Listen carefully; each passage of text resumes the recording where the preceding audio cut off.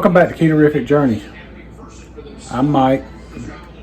Pleased to have you come by. Well, today we're going to make a squash casserole. Not going to be your standard squash casserole. This is going to be one that's keto friendly. So it's a very versatile, very easy, very simple recipe. Stick around and find out how I make it.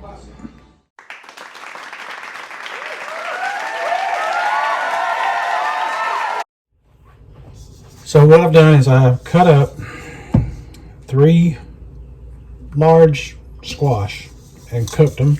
I also cut up a quarter of a Vidalia onion. And I boiled it until it was soft, and I drained it and I made sure all the water was out of it. And it's pretty cool now, actually, which is what I wanted, because I don't want to do things with what I'm going to be putting in there.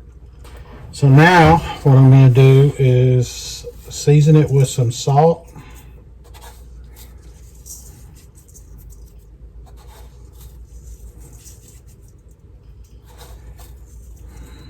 That ought to be enough. And some garlic powder.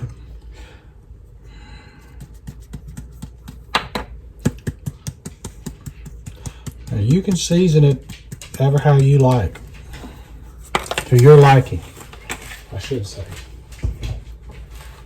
And I'm going to add just a little bit of black pepper.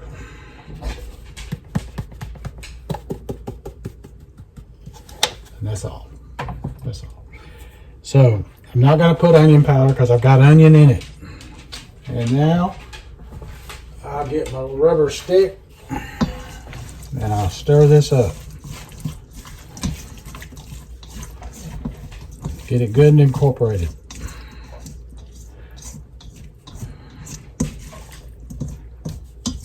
I also have a half a cup of mayo and a half a cup of full fat sour cream. And I'm adding it right in there with it.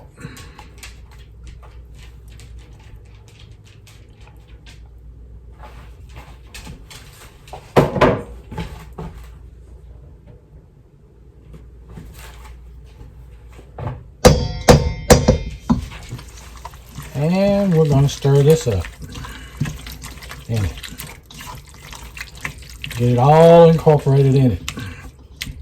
This is about as simple a recipe for squash casserole as you ever saw.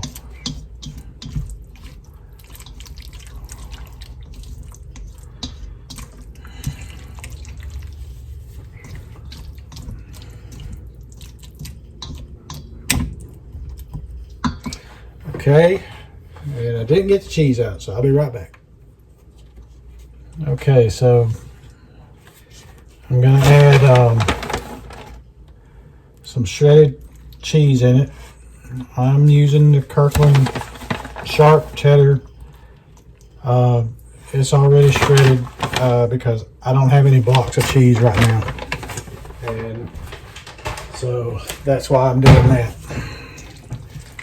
And I'm going to stir that in there as well.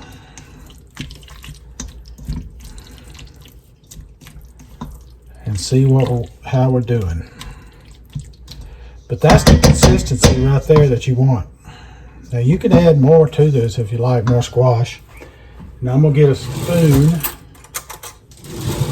And I'm going to take a taste so I know how far, if I need to put any more seasoning in it.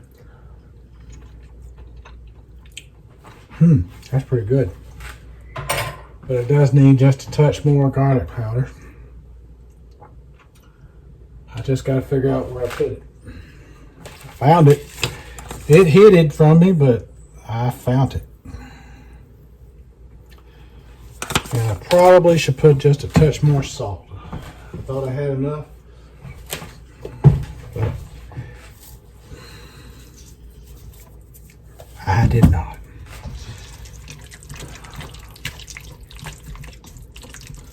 That should take care of that. Now,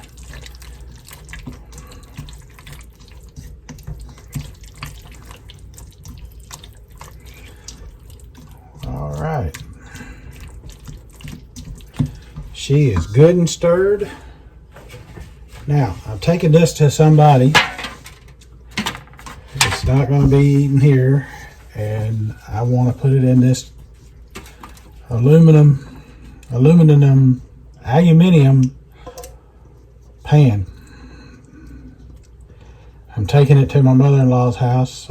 She's down right now with and my wife's over there helping take care of her. She's on the injured list. She hurt herself, so I'm trying to manage getting a little food there for them.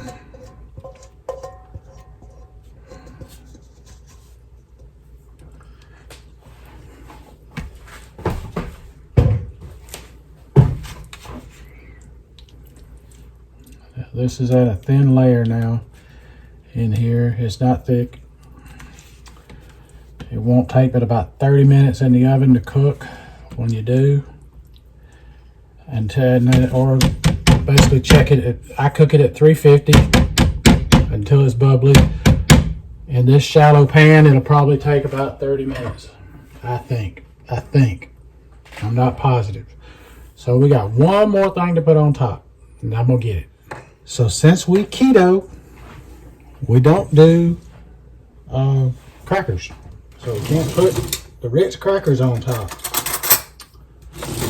So we got the keto version of a Ritz cracker. And that is pork rinds that have been crushed up.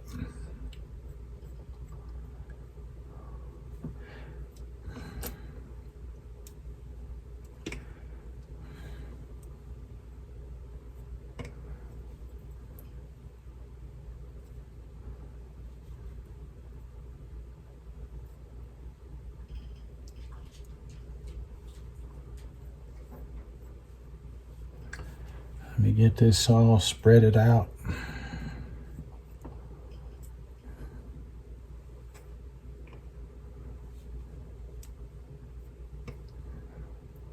Don't want to overload it with pork rinds. Just to kind of take the place of the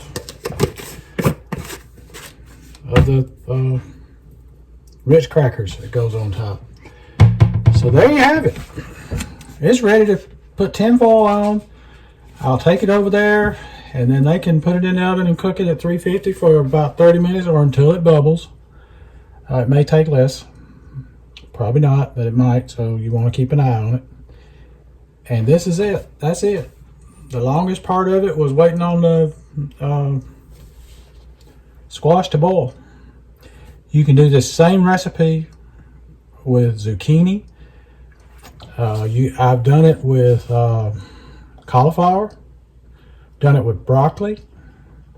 It's very versatile recipe. So hope you'll give it a try. And until the next time, this is Mike at Ketorific Journey, the Reformed Fat Man, saying, let's be careful out there.